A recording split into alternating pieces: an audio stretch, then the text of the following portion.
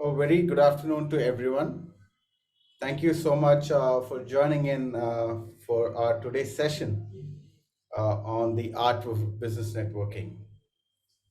To be honest, the idea of introducing ourselves to strangers at any events or like business events has not been very appealing for us, right? Unless until someone who's really social, we've always pushed ourselves to go and talk to these strangers, right? But on the other hand, if you look at it, networking is actually extremely beneficial for someone who's in a professional network. You get to speak to people in your industry, in your line of work, get new business opportunities and learn new skills from them if you actually know how to connect with them and what are the right questions that you can ask them, if you're trying to grow in your professional setup. So today we have a very special guest who is going to teach us the art of business networking, right? I wanted to speak a few words about her before I bring her on stage, right? She is known as the Chief Inspirational Officer for businesses globally. She is Saana Azzam, who is an international award winning economist, Forbes contributor, and the CEO of Middle East Speakers Bureau, which is MENA Speakers. Sana is also a distinguished keynote speaker, embracing her passion for impacting the lives of others as a professional speaker since 2010. She's been speaking for the likes of Spotify, the Kellogg Company, UAE University, and a lot more. And without any further delay, I would ask Sana to take over the session and teach us the nuances of business networking. Sana, over to you. Thank you so much. Very excited to be here. Good afternoon, everyone. I'm thrilled for this session. So, in these first couple of seconds of talking and seeing me on the screen and actually interacting with me for the first time, you have already made a decision whether you think I'm going to be trustworthy, likable, or competent. And it takes about 7 seconds before we form a first impression on everybody and anybody that we meet. And so this is going to be really thrilling to deconstruct the art of networking for you and really make it super easy for you to go out there and connect with new people, new potential business, new potential suppliers, new potential friends, and more. So I also have a goodie for you. This session is meant to be highly interactive, and I definitely want this to be more of a conversation between us. So let's test this out. If everybody can tell me which city you're joining us from by typing it in the chat box. So which city are you joining us from? Oh la la, all right. So all of India is being represented here, I see. Excellent. So I see that a lot of us know how to use the chat function. For those of you who don't, please press chat and then just type in your answers. This is incredible. Some incredible places that I'm seeing here. Bangalore, we used to have an office there. Pune, we spent considerable amount of time there as well. Fantastic. And so what I want to say is you're going to keep that chat box close. It's going to be your friend. It's going to be the way that we communicate with each other. And Shiva and I might have a little goodie for you and for those that participate. So Shiva, over to you.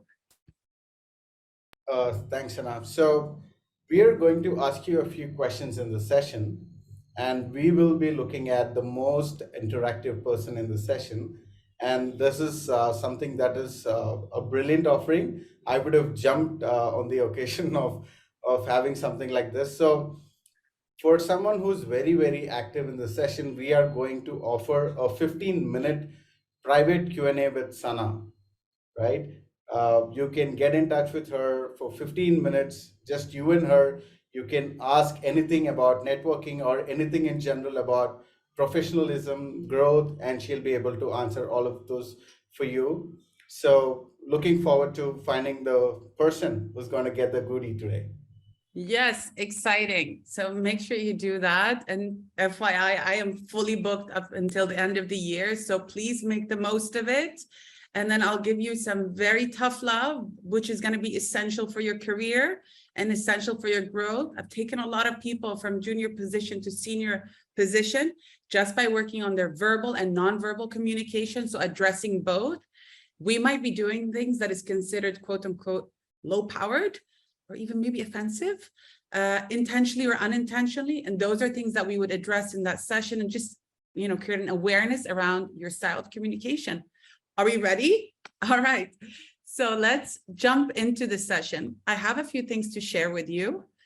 I hope you have a pen and paper ready. So we're going to talk about the art of networking, deconstructing it based on the behavioral science out there in the world.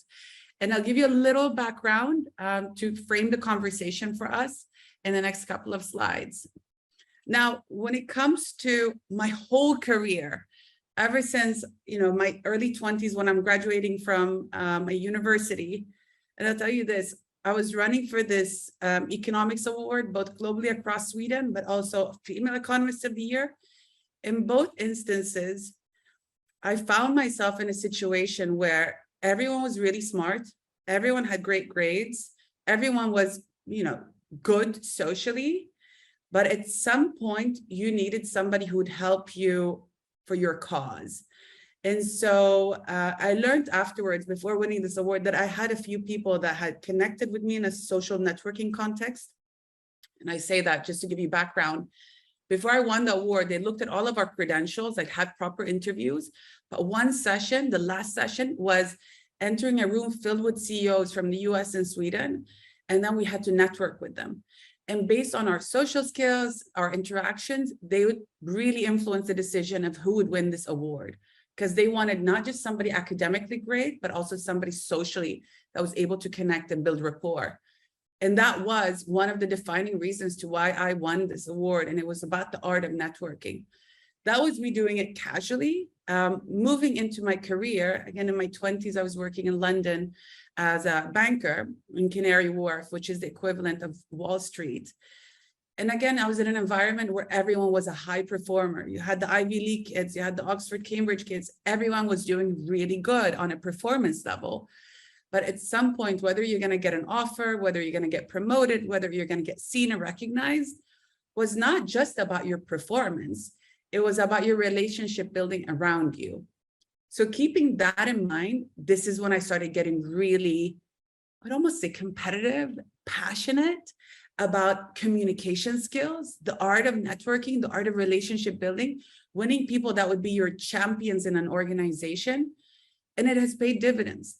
I went from being an extrovert that is at times a bit clumsy in my communication style and not really mindful, to deconstructing all of that and really looking at the science of it and what makes you influence and persuade people in a great way. Now, this is something that's been paying dividends all the way throughout my career. And I've been working for the past 15 years in different corporate organizations up until 6 years ago, when I decided to leave, the physical gold trading business, where I dealt with a lot of Indian counterparts, because you guys love gold, which is incredible. And then I went into banking. And after banking, I decided I wanted to do something for myself, something in the education space, something for my community. And this is when I realized that in the Middle East, there was no agency anywhere there that did that. So I told my friends and acquaintances, I was like, I want to set up a business related to speakers representing people from the Middle East that are not necessarily blonde and blue-eyed, because there is representation in the West already for that, but nothing in our part of the world. So I wanted to change the narrative. But I didn't know how to be an agent. I didn't know how to book people. So I spread the word. And then within 3 days of resigning from my job, thinking I want to set up this business, I had a deal from one of my friends. Made peanuts, miserable deal. I had no idea what to do with that. Within 2 weeks, I get a call from another friend, this gentleman with a black tie that's standing up, looking really tough. And he calls me and he says, hey, son, I heard you're doing something with speakers, events, what's going on? I told him I set up a business. It's called Mina Speakers. I'm figuring it out. He goes, okay, I have somebody for you who's flying in. Can you do me a favor? Of course. I said, you might have heard the name. His name is President Thabo Mbeki. Have you heard of this guy? I go, Thabo? Yeah, that's a second post-democratic president after Nelson Mandela in South Africa. It was, okay, well, can you host him in the Middle East and set up some meetings where he can speak? Fantastic. This is when I knew then and there I was on the right path. My network was going to support me. And the expression, your network is your net worth, really held true in this instance and in every other instance in my career. So I cannot underestimate like the power of what this can do for your career and for your success. Shiva, if you have any comments, please feel free to chime in. Sure, Sana, we'll do that. Sure. Okay, so let's look at some research here. There's research out of Harvard that shows us why careers stall. Why do people not progress quickly in their careers or even don't get promoted at a certain level? And let's look through this thoroughly because this is such an important piece of information here. So 28% is about your communication style, the way that you speak. Is it clear? Do people understand you? Are you concise? Is it professional? Do you use the lingo of the organization? That's really important.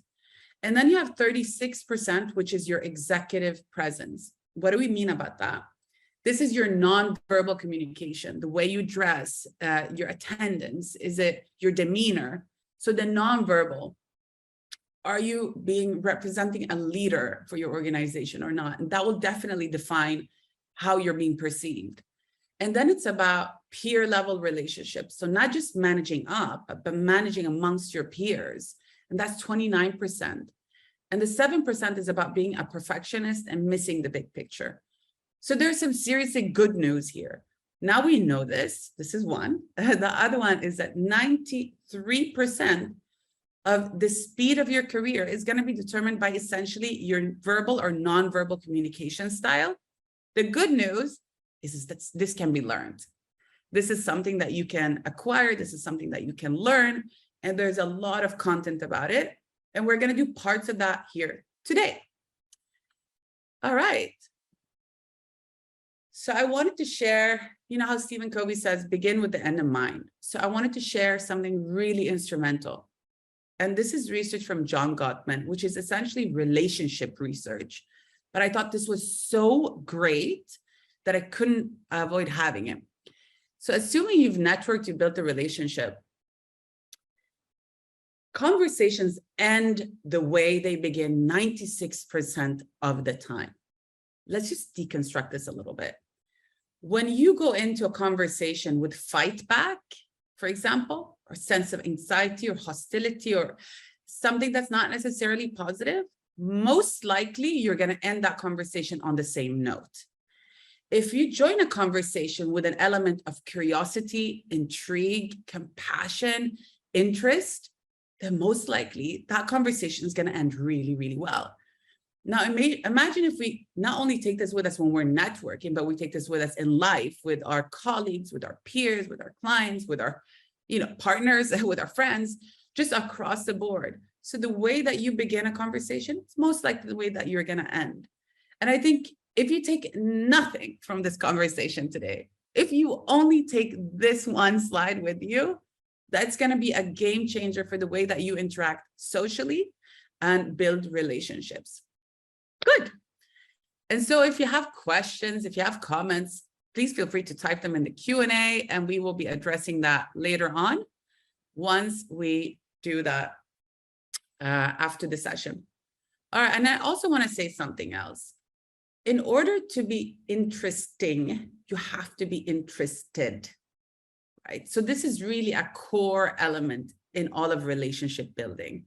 And if you're showing curiosity, then that's really going to start reflecting on you. And this is what truly is the executive summary of any relationship building. Good. So now we move into quiz time. So I'll be asking you a bunch of questions in which it's not important necessarily that you get the right answer, but what's important is that you reflect over this and that you try to find an answer like for yourself that you can connect with the content here. And as mentioned, the most active participant, will be getting a session with me after the session. Good. Let's jump in. Say now you're out and about, you're at an event, and you want to start talking to people. What does the research say is the best opening line? And you're going to get options, and I'm going to ask you to share the option shortly. Is it A, how are you? Is it B, what's cooking, good looking? Is it hello or namaste? Or do we have any other ideas? And if you opt for other ideas, please type them out in the chat as well so that we can see what you think is the best opening line when you're meeting somebody. Oh la la. All right. Lots of answers are dropping in. And I'm seeing a lot of appropriate answers here. Okay, good. So if you're choosing others, Raj, he says, hola, I like it. If you're choosing other ideas, tell me what that would be. Good. All right. So if you're ready for the answer is the following. And this is research out of the UK. The easiest and the best opening line is a simple hello. It's as simple as that. It doesn't need to be more complicated, because also what's going to happen afterwards, which I will explain in the next question, is equally as important. So there's no need for an elaborate introductory line like B. We don't need that. We keep it simple, clean, professional. And so that's the best opening line. No more complication to that. Let's move forward. What do great networkers do then? So we have A, do they convey useful information in the first couple of seconds? Do they B, spend the first couple of seconds with standard formalities? Or C, remain silent? So now you've done the hey, now you're connecting with somebody. What are you gonna do next? So do you talk about something really interesting right from the get-go? Or do you do, hi, how are you? Hope you're well. Are you enjoying this? Or are you just silent? Oh, brilliant. I'm seeing lots of right answers jumping in. And I think Sujit is moving into the next phase of all of this. Okay. So we do a hi, how are you? Hope you're well, which is right answer is B. So whoever answered B, good job. And the reason for this is, like I said, in the first couple of seconds, we're deciphering the person in front of us, and we are deciding, am I safe with this person? Is this person somebody that I can trust? Trustworthy, likable, competent? So there's a lot of these safety notions subconsciously happening in every new interaction that we're in. And so if we spend the first couple of seconds with formalities, then we're basically allowing both brains to do that type of assessment without deleting critical information. Does that make sense? So, hi, how are you? I'm good. How are you? I'm good, but I'm actually scanning. I'm scanning. Am I safe? Am I safe? Am I safe? And there are actually other factors that are also being factored in, like mating and like, is this a potential husband, wife, and things like that, but we're going to disregard those. But there is a scanning element happening in every interaction. And so it's not particularly wise to convey really intriguing information from the get-go. Let that dance happen, let everyone settle, and then you move into next phase. I hope you're ready for it. What are some good questions? So I'm going to say good questions to ask in a networking context, because we're building on here. So now we've connected, we've done the scanning. What would be the next phase in a conversation? Would it be for example, hey, where do you live? Oh, hey, where do you work? Or C, are you working on any passion projects? Or a D, where are you from?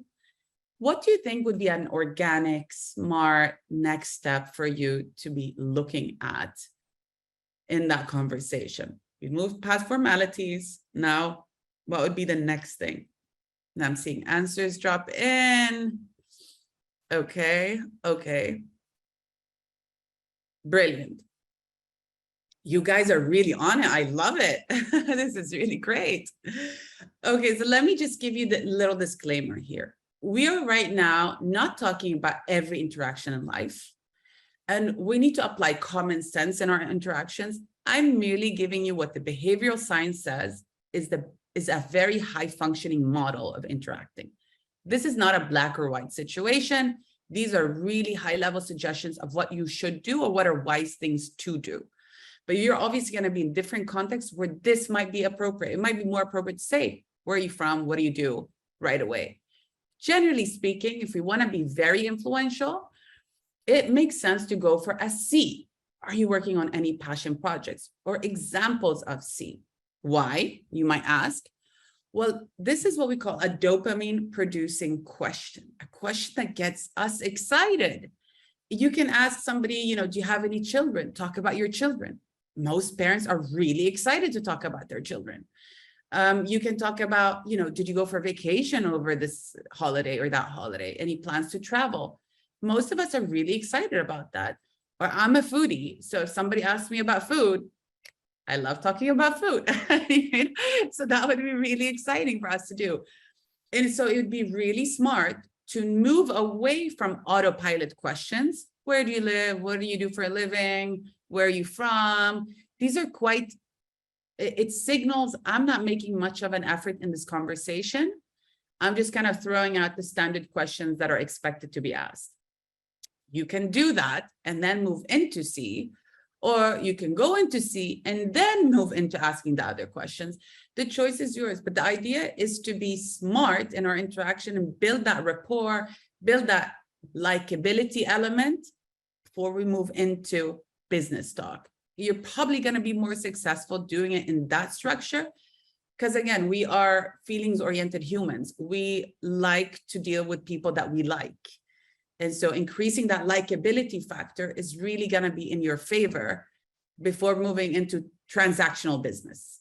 So the advice is C. Whoever answered C, great job. You're on it. Okay, let's move on to the next. So should you or should you not ask for favors early on when networking? And you have two options. Is it a true or is it a false? What are we thinking? A or B? Should you or should you not ask for favors when you're networking? This is interesting. I'm almost seeing like a 50-50 response rate here. Brilliant. Great.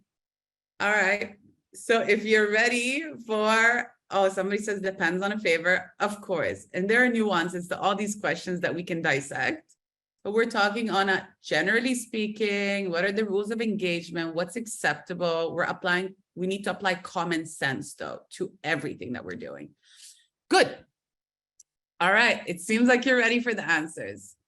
Let me answer this question by talking about this guy. Does anybody know who this fella is? Have you possibly seen the $100 bill in the United States? All right. Yes, you have a smart bunch of people. Perfect. Well-traveled too. Perfect. Okay, so this is Benjamin Franklin. Beautiful, you guys. Okay, and Benjamin Franklin in his career, so he was a politician and he's considered one of the founding fathers of the US. Obviously, a very important person for the history of America, but disregard that. During his career, he was going into politics and he had this rival that was essentially competing with him. And this rival, he was of a great influence, moneyed guy. And Benjamin was a bit concerned about, what do I do with this? How do I go head to head with somebody who's of so much influence, maybe doesn't like me, but I need to do something about this. So he learned that he had a rare book collection in his library. So Benjamin then reaches out, sends a note and says, hey, buddy, not exactly those words. Those are my words. I've heard that you have this book. Do you mind if I can borrow that book from you? The rival then says, okay, sends it over to him. Benjamin reads this book quickly and then writes a thank you note, appreciating the book and the fact that he got it, sends it back to the rival. Fast forward, next time they meet, this rival says, hey, Benjamin, how are you? With warmth. And they became friends after that. And this is what is referred to as the Benjamin Franklin effect. So basically, there's something in our brain that makes us feel that when we've invested in somebody once, we're more inclined to invest in them again and again. And so is it appropriate to ask for large favors from the beginning when you're meeting somebody new? No. I don't think so. But it is appropriate to ask for favors, when you're interacting, because that is such a key relationship building technique or element. So don't shy away from it. And an example would be, oh, I see that you know this person, or do you mind connecting me to your HR manager because I would like to talk to them, or do you mind connecting me to this person? Do you have any recommendations of great restaurants in your area? Or something like that, which makes them invest in you. And that is a really nice influence, persuasion, relationship building technique, which we could use in a repertoire of relationship building. So Benjamin Franklin effect. Super. Let's move forward. Do people tend to stick to people they came with at a networking event? So assume now an event is happening and you've joined this event with 4 of your closest colleagues. Do you think you're going to stick to those people, or are you going to venture out and talk to others? What do we see generally speaking? A is people tend to stick to the people they know at an event. B is they do not. So what are our options? Oh la la. Okay, again, another situation where we're not getting total alignment here. Okay, this is exciting. Thank you for your engagement, everyone. This is brilliant. Oh, I like AAA. All right, a passionate true statement. Good. So let me answer this question through the research of Paul Ingram and Michael Morris from Columbia University. They had 100 MBA students and invited them to a networking event. And prior to that, they had given them like an end tag and seen on Facebook who they're connected with. And then from there, seeing the movement of all these different professionals at the event. Even though a lot of them, when they were asked why they're showing up to network, they had very serious reasons to show up. The agenda was very focused: get new business, get a job, get new suppliers, etc. But what they found was that in reality, it didn't match. The ambition didn't match the behavior. And what they ended up doing is seeing clusters. So the friendship clusters stayed together and moved together, which, if we're aiming to network, build business, connect with new people, maybe it's not the best idea to go with people that we're very comfortable and close with. And perhaps it also makes sense to show up really early. So you're almost the person greeting the people as they're coming in, because they'll come to you quite organically. It makes your life much easier. Or if you are showing up with your friends or close colleagues, to make an agreement and say, we're here to network and I want to meet new people. I'll touch base with you every now and then, but let's make sure that we are meeting new people. Is that all right? Yes, yes. All right. See you. And that you make that type of behavioral change, and that you're conscious about what you want to achieve and not clustering up with the people that you know. So we do tend, as per this, to stick to the people that we do know. Good. All right. So what do great networkers do when talking to somebody? Are you ready? All right. When it comes to their body language, do they maintain eye contact?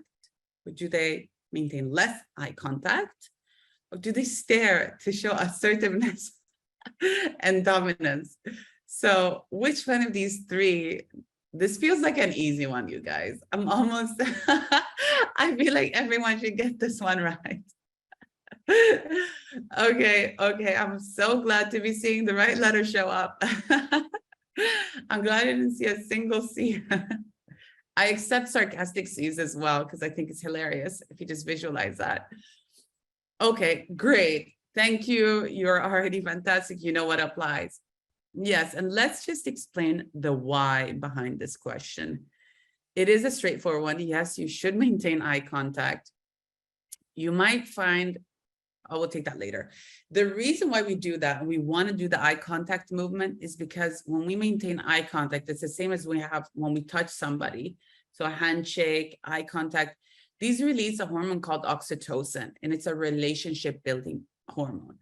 Now, if you're dealing with somebody who, for example, is looking away and looking around, which behavioral science sees that high-powered people tend to do a lot of scanning of the room when they're talking to people. You might want to do a little nudge to keep the eye contact, because this is really important for relationship building, and we really want to set you up for success in every possible way. Now, a lot of the handshake, the eye contact, hi, how are you, initial stuff, you're communicating very much non-verbally, and there's a really strong first impression that is made without a lot of words being exchanged. But now you know what to do, because you're getting the playbook here. The blueprint is there for you. Good stuff on getting the answer right, everyone. I appreciate it. Okay, so let's level up the conversation. We've essentially gone through a life cycle of a conversation. Let's apply a little bit about charisma code here. What, in your opinion, makes popular kids popular? And I wanted to give you options, but I think I've changed my mind. And I want to see in the chat, what do you think makes popular kids popular in high school? If you were to think back, or even in life, what makes people popular? All right, I'm getting a lot of great answers. Confidence, humor, rich, their charisma, their connections, positivity, they're happy, they're cheerful, they're easygoing, they're interested in themselves, their networks. Yes, yes, yes. Okay, great. Being able to influence the rest of them. Good. So I'm going to answer this. Thank you for all your answers. You are pretty much on it. And I will tell you what the research, so I'm skipping this, from Vance Sloan from Stanford found. So he studied 2,437 students, high school students, with the absolute interest of finding out what is making the popular kids popular and the others not so popular.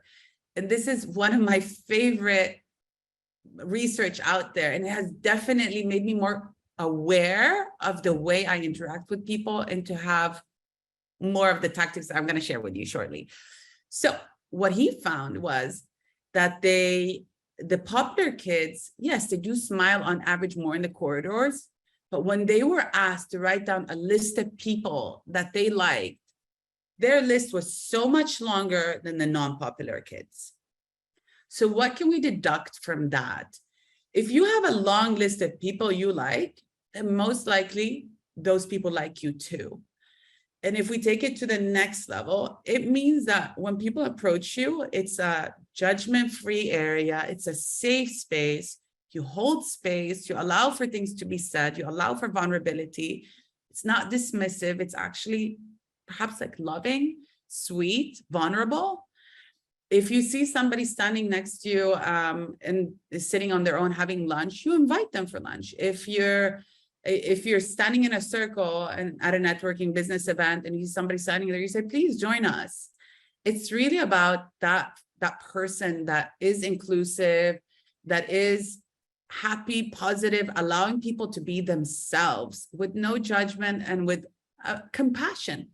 So I really, really love this piece of research. And I think it's really important for the charisma code that it's not necessarily about the way, you know, we look or being rich or not. It's just about offering loving kindness. Good. All right.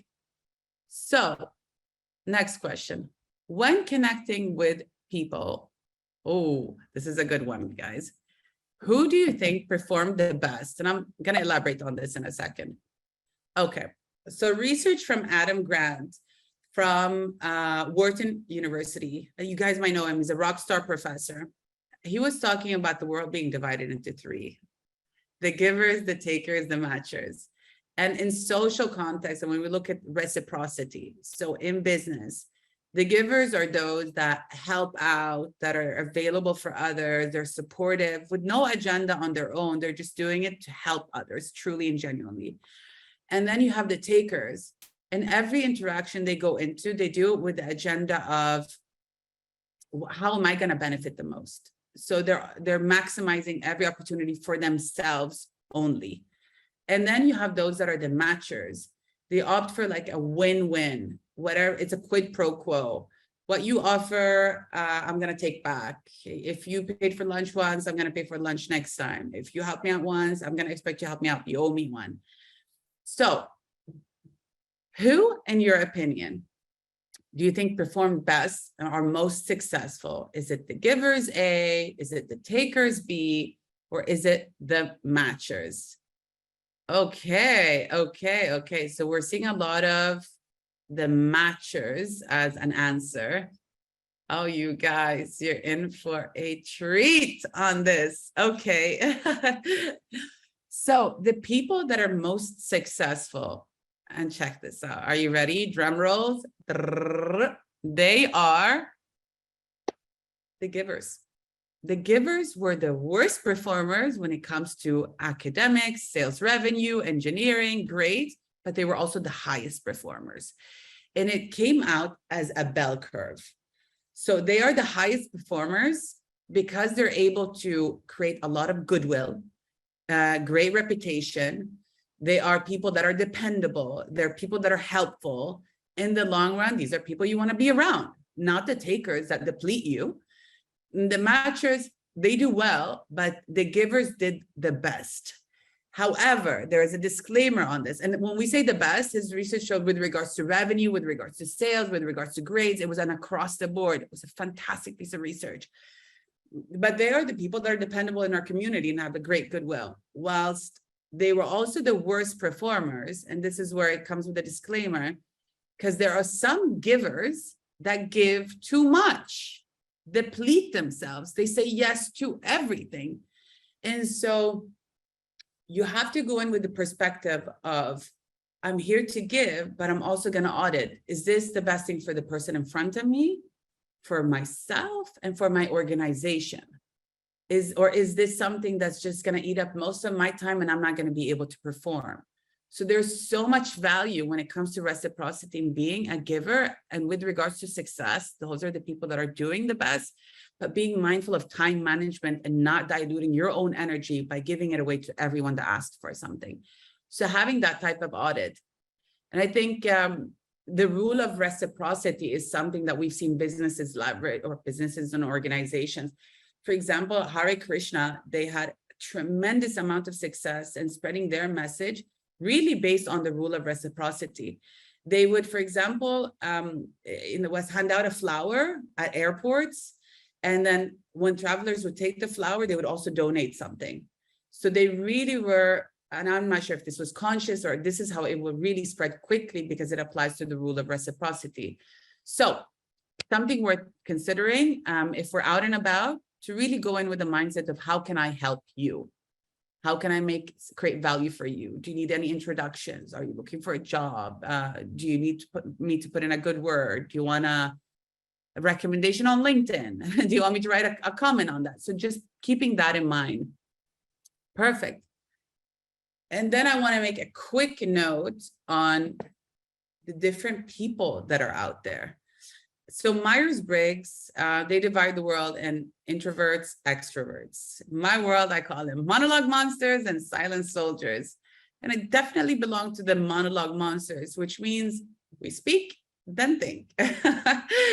But then, for example, my husband, he thinks, then speaks. And that becomes really interesting at times because some days I will show up feeling and looking great, dressed up to the nines. I'm going to do a speech or I'm heading to an event. And I ask him, what do you think of my appearance? Does this look good? And he will scan, think, do some facial expressions. And I'm waiting for a response. And he will say, good. Good.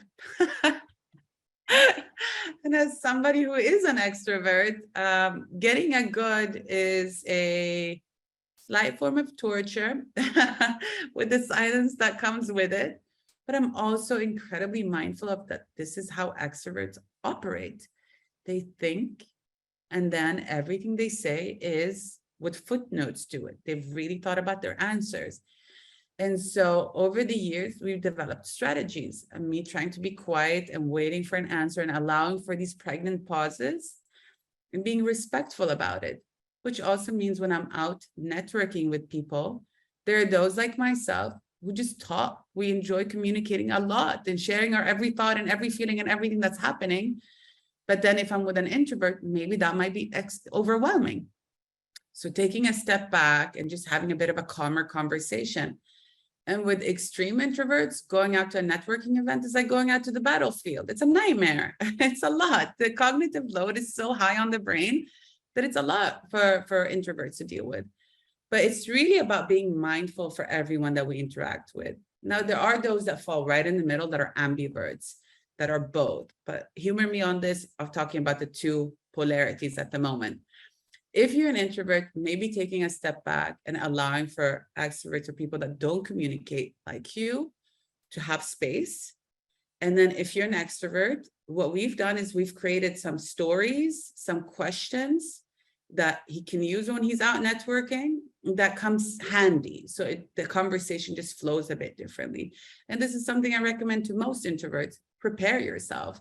And the more psychologically prepared you are to carry those conversations, the easier it is.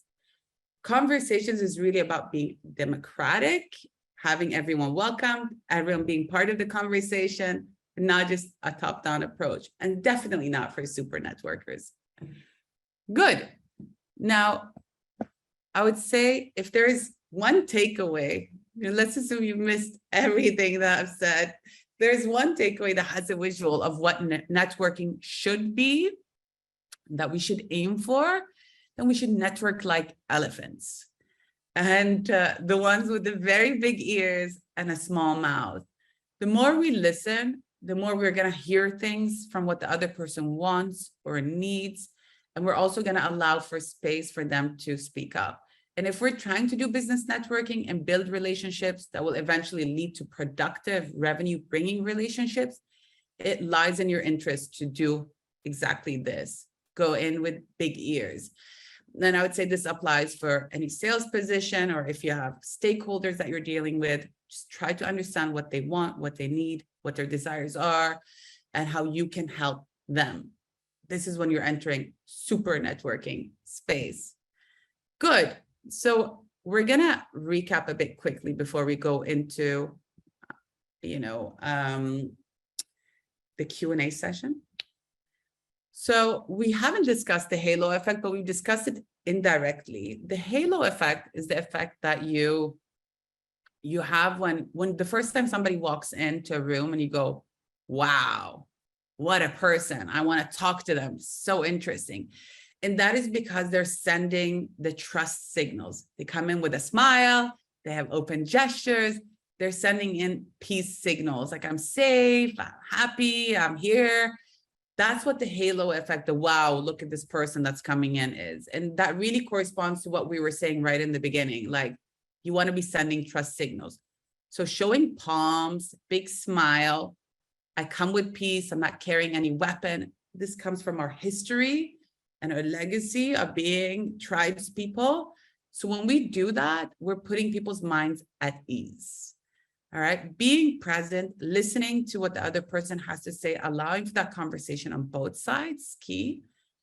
Being generous with compliments, almost like the dopamine effect when we ask dopamine producing questions. If we're generous with compliments, we're positive in our interaction, that's going to reflect good on us.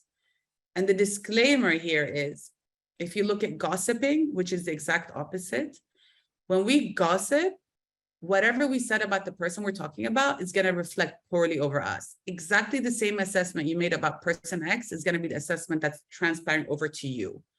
So that's not a high-powered approach to communication.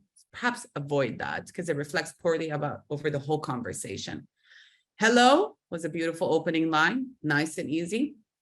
Network like an elephant, big ears, small mouth. Be a giver. But just like in the research of Adam Grant, manage your time. Don't overgive. Look at what's beneficial for the organization, the person in front of you, and yourself. Do give because they prove to be most successful when it comes to essentially all career metrics. Maintain eye contact. If it's appropriate, shake hands, shake proper hand, not dead fish, to release the oxytocin between yourself and the person that you're interacting with, which is the relationship building hormone. Wise to show up early because then people will be approaching you, and perhaps go without friends, or if you do, tell them I'm here to network and this is my agenda.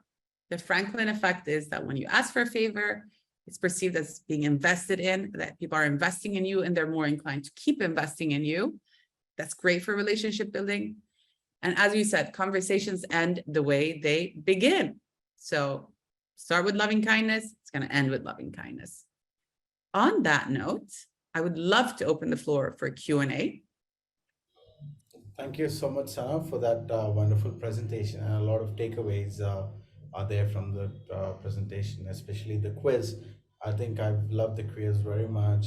A lot of thought process went into, for finding out the right answers for these questions, right? So, on the back of the mind, something else was running. So, with this, I think we can open the floor for Q&A. Request anyone from the audience, if you have any questions that you want to ask Sana, you can raise your hands. I can bring you to the panel. You can interact with Sana directly, or if you wish to put that in the Q&A section, you can always do that. So, and in the meanwhile, I'm also going to post a poll for the feedback for the session. Request you to all take a minute to sort of put in your responses. This will help us curate more sessions like this and bring more speakers like Sana herself, right? So, Sana, we have one question in the chat box, which reads, "How to build a conversation with an egoistic person?" That's so easy though. That is a real, I appreciate the question, but that is perhaps the easiest form of communication because they want to talk about themselves. So they've already told you I like talking about myself. So you just keep asking questions and listen to their answers. That will make them feel good. It might bore you, but for a relationship building situation, that's all you need to do. Tell me more, elaborate. That's so interesting. Validate them. The notion of the ego is a big philosophical notion that we can discuss, and it often comes from a hurt or wound or needing to be seen or needing to be heard. So I normally mommy that person and I say, "You're doing so good. This is so interesting." Validate them and keep them talking. Great. Thank you so much for that answer, Sana. So we have another question from Ravneet, who is asking how to overcome probably the fear of experience and age of the other person while networking. Like you tend to meet a lot of people who are, you know, older and they have lots of experience. So how do you sort of overcome that fear of talking to these people? Thank you for that question. I really appreciate, and I think a lot of people walk around with that specific fear of how to do. And this is where I find that planning your conversation, planning perhaps what you want to do. So if you know that there is a really important VIP that's showing up, somebody that you would love to connect with because it would be so beneficial for your career, then you'd be quite wise to do your homework. Go on LinkedIn, see some of their interviews, see who they are, and from that, prepare questions. So if you know that they love cricket, then you go and find out who their team is, and they're definitely going to want to talk about cricket because that's their passion. And again, if you're getting that, now we're getting dopamine producing questions, that's going to reflect nicely over you. It's going to get them excited. So that's the route that we would advise that you opt for. So do your research prior, be prepared because it'll put your mind at ease, and then you know how to approach that whole conversation. I hope that answers your question. And of course, every situation is going to be different. Sometimes you won't be able to research them. Sometimes you can. There are circumstances. Or what you can do is you can go on LinkedIn and say, "Hi, looking forward to seeing you at this event." So you get the LinkedIn connect first. They might see that then, or they might see it after. So if you don't have a chance to connect with them because you're a bit shy, but you still then have a common denominator to connect with that person. Yeah, thanks so much for that answer. I have an interesting question from Shiv Narayan Sana, who says, "What do you do when the taker is refusing?" When the taker is. Is refusing. So there are many ways to interpret that question. Mhm. The taker is refusing to take, or the taker is refusing to give. I'm not quite sure about that question. So maybe if you can elaborate in the chat and give me more of a context, because I'm not sure how to interpret it. So I add as much value to you as possible. Okay. So Shiv Narayan, if you're here, can you please elaborate on the question, please? So moving on to the next one from Tahir.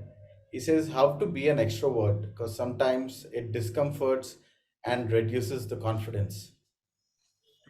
Do that. You should just be your beautiful self. They all come with their own set of strengths. We don't have to be anybody else but ourselves. So let's start with that. And then the other news is that, this is what we're born as. This is not something that we change with years. Either we're born introverts or extroverts. What you can do is you can develop habits or behaviors that will make it easier for you to do that, to be more extroverted. But first, let's start by accepting and loving ourselves for who we are. You're perfect the way you are. The world is divided essentially between introverts, extroverts, and then the pocket of ambiverts. So there are a lot of people like you. And then interacting with other introverts, they also respect your process and thinking process and the accuracy in your answers.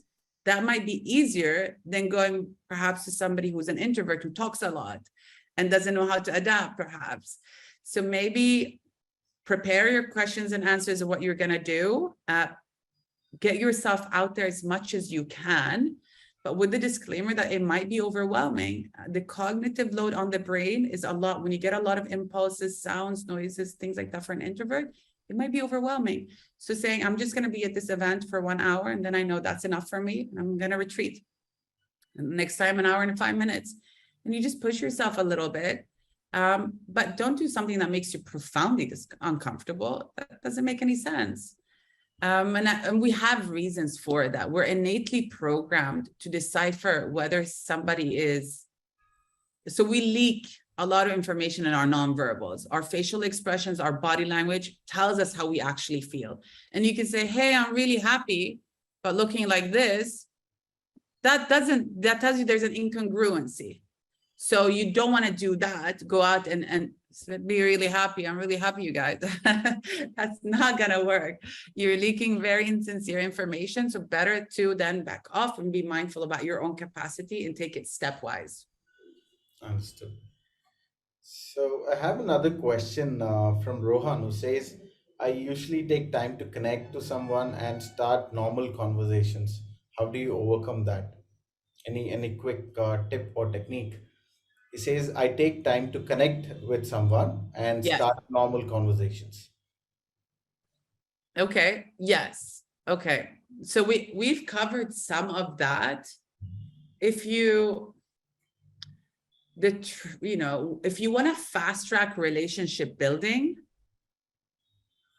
then and this is not something that a lot of people are comfortable with. So I'm coming with a massive disclaimer. This might not be your tool.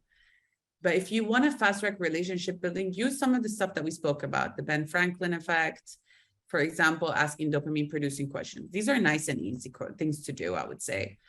But if you offer up vulnerability, when you offer vulnerable information about yourself, this is going to fast track the relationship with somebody. Okay. And so, again, this is not for everybody, but the truth is that vulnerability is strength. And if somebody feels like, this person has shared this information with me, then I can also be vulnerable and real with them. And now we're entering what we call emotional intimacy. It's connecting. You're connecting with that person. This will accelerate that process a little bit. But again, everyone has to be comfortable with where they are, how much you're willing to give up, and be vulnerable.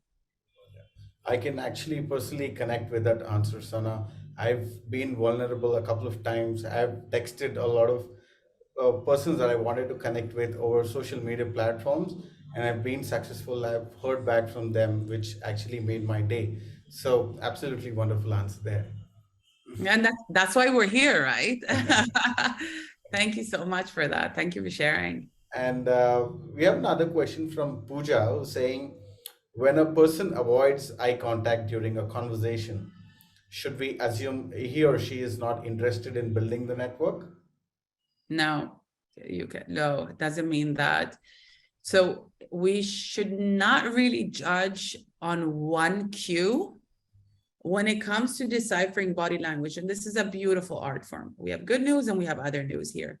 Good news is that we're innately programmed, we're born programmed to be able to decipher what's happening in front of us, all of us. And this is Paul Ekman, the research from his, he was dealing with children that were born blind, congenitally blind, and they were still expressing the same micro expressions on the face that people that were born with sight could see. We always used to think that children learn expressions and feelings from their mothers or parents, that they're mirroring them.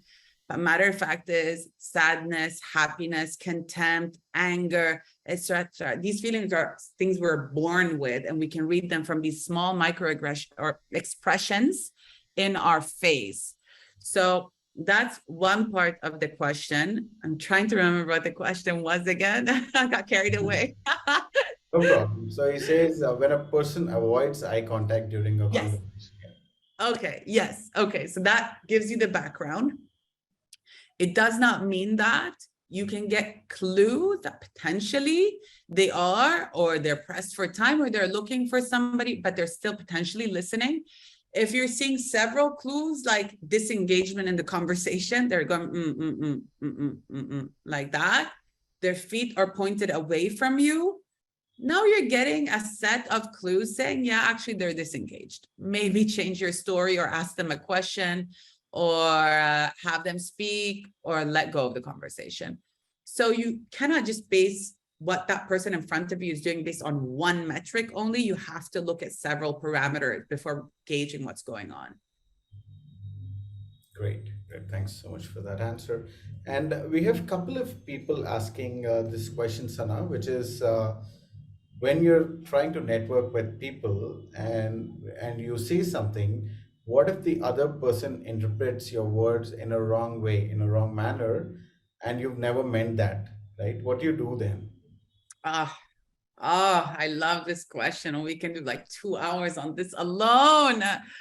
Oh, this is so good. All right. So in every relationship, and I say that friendship, business, what have you, it's not a question of if you're going to have some form of confrontation, conflict, grievance of some sort. It's a question of when. And this is almost a given, and especially with ones where you're trying to build a bit more over time. And so let's say something has happened that's caused a grievance or a bit of annoyance or irritation. That's a really interesting opportunity for you to repair and deepen the relationship. And that's what creates even more intimacy, and that bonds you even stronger together. So I would say this is an opportunity for you. This is an opportunity to repair, deepen, be authentic, and create that psychological safety of saying, you and I, we can have healthy confrontation, but you and I are emotionally healthy enough to also repair. So no matter what happens now or in the future, we'll be able to figure it out. Everyone's safe here. We are emotionally healthy adults. So I would say this is a really good opportunity to say, like, the right process of repair, or just the superficial, oh, I'm sorry, sends almost wrong messages. But if you do the proper repair work, which is again why I said I can talk about this for hours, because there are structures you can use, acknowledging what the mistake was and saying this is not what I intended, and then apologizing. So you take ownership and apologize. Now you're entering interesting relationship building and repair work. And quite frankly, this applies in personal and professional relationships. Thanks so much. That's a wonderful answer. We have another question from Sanjana who's saying, what should be some of the resources that we should be ready with before we meet someone to network, right? So, what are the basic knowledge points that we should gather about a person, and then that it could help you in that conversation? I get that. And I think I'm going to address this. And so I'll give you an example. I was once hired to prep a team. They were hosting a big event.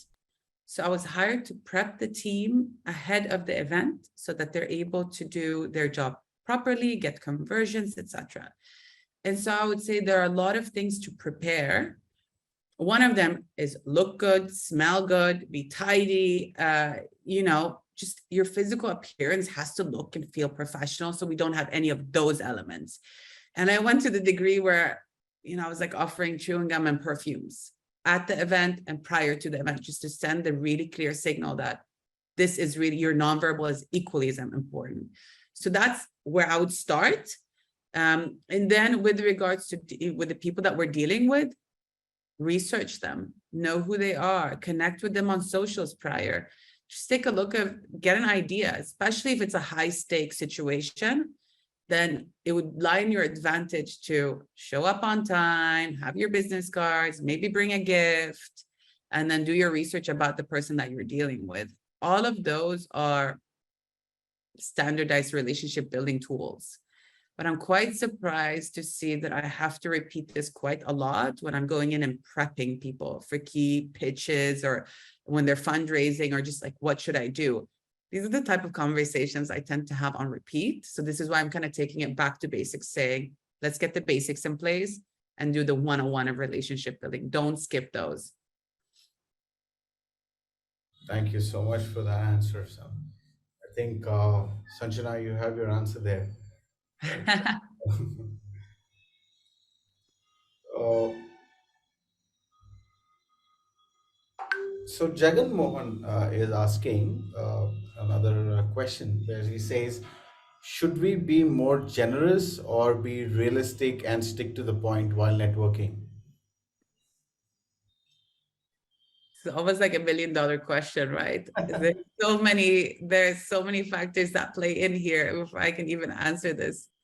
So I'm going to fall back on something I've already said today, Yeah. which is Adam Grant talks about giver, takers, receivers, giver, takers, matchers.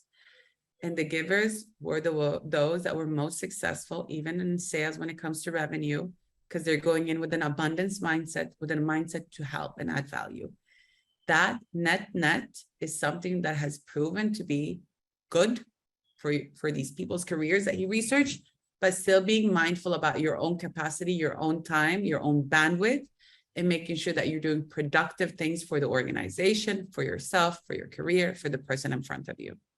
So that's the shortest way I'm going to answer that without knowing the full picture. But maybe if you win, we'll discuss this more in person. That's great. So we'll take a couple of more questions before we end the session. I hope that's okay, Sana. Yeah. Right. So we have another question from Milan who's saying, I usually I'm able to talk to people once I know them a little bit, but I always find it difficult to break ice. Can you share some quick examples of how do you break ice when you're talking to strangers? Where were you in this session? This is all we've been talking about. Hi, how are you? Are you working on a passion project? Are you traveling anytime soon? Oh, what do you work with? And then they go, I work with this. Great. Tell me more about the steel business. Do you enjoy working there? Have you traveled recently? Tell me, are you married? Do you have children? Or I see you're married. Do you have any children? Or then you offer up vulnerable information about yourself. So those are all solid options for you to use as icebreakers. I would say if all else failed, just go in and ask questions. Just go and be curious. Yeah, be interested in the people that you're dealing with. Be curious about them and what they want. Then by default, the conversation's gonna start flowing. Great. So, but just to add on to this, I had one of my staff members. He was Indian, and he is still, he hasn't changed, I promise. And he was then dealing with some of these royalties that we deal with, ministers, royalties, VVVIPs sometimes, and he was quite junior. And he comes up to me and he says, oh my God, I'm going to this event on my own with the speaker. I don't know what to say. And I looked at him and I'm like, you're dealing with a sheikh and minister VIPs. Why do you want to say anything? Just go in and listen. Go and be interested in them. Learn from them. There's no need for you to go and do that. Just go listen and let the conversation flow. You'll find questions come up. So no pressure. Just enjoy the opportunity. Enjoy the ride. Yeah, that's a great example, Sana. We'll take one last question for the evening today. I think Geeta has this question. She is asking that can the Franklin effect is okay to use in any and every situation? Can you tell me something related to corporate world and in general times as well? So probably something in the professional setup and something in the personal setup of using the Franklin effect. Yeah. So, and I used some small examples. Let's say you're trying to win over a client, and you can ask them, do you have any recommendations of I'm trying to think of something that I've done recently, so to make it as tangible as possible for you. Yeah. I normally start with some more casual things. So, have you seen it? Have you been to any good restaurants? I find that to be easy. Like, it's a nice informal approach. Do you have any good restaurant recommendations? Or I'm traveling to this place and I saw that you used to live there. Do you have anybody you'd like for me to meet or any recommendations for me to connect with? I would love that. And then maybe you can advise me about the do's and don'ts and the culture around it. So I'm heading to Saudi. There you go. I did this recently. Heading to Saudi, going to the diplomatic quarter. Do you have any advice of who I should connect with or how I should wear? What should I do? That, which then led to a follow-up. How was it in Saudi? Yes, it was great, which then led to me being able to ask, do you have anybody that I can potentially have as a client? I'm looking to get access to this conference. Do you know somebody there? Yeah. So you build in, that's kind of how that relationship building element comes. If I had from the get-go said, hi, I need a potential client from Saudi because this is where I'm heading, which somebody did to me a few days ago, and I felt incredibly repelled because I don't really know you. We don't have that type of rapport yet. Yes. It just came very abruptly. It's almost like in personal life, asking for marriage when you're going on a first date. Like, you just don't do that. There needs to be a song and dance and a build-up that leads to that, and eventually it's appropriate to ask for those type of questions. So that's the way I would look at it. Okay. Great. Thank you, Sana. Thank you for answering this question so patiently. I think we've touched about 10 to 12 different questions. Thank you so much for coming in here and taking us through this amazing journey of understanding how the business networking happens and what are the nuances. I hope all our attendees or participants today are a lot of takeaways from the session. I also want to take this opportunity to thank all the participants who are here, who've been through the session. Our audience today has been amazing in terms of engagement. The chat box was full of energy, answering to all of the quizzes that we've put in front of them. Thank you so much. And Sana, it's an absolute pleasure to host you today. We look forward to doing a lot of more sessions and bringing some amazing topics for you to speak to our great audience. Right? Thank you so much for doing Thank you, this. everyone, for having me. Thank you, everyone, for your unbelievable participation. This was mind-blowing. I'm so impressed. Thank you so much, Shiva, for making this all happen. Go out, network, get some deals. You can do this. All right. Massive good luck. And then we'll find out who's the winner. I'll be waiting for that introduction when you're Absolutely. ready. My team is working on the winner. So we'll communicate with the winner and we'll have that conversation happening very soon. Brilliant. Thank you so much. Namaste, everybody. Take care.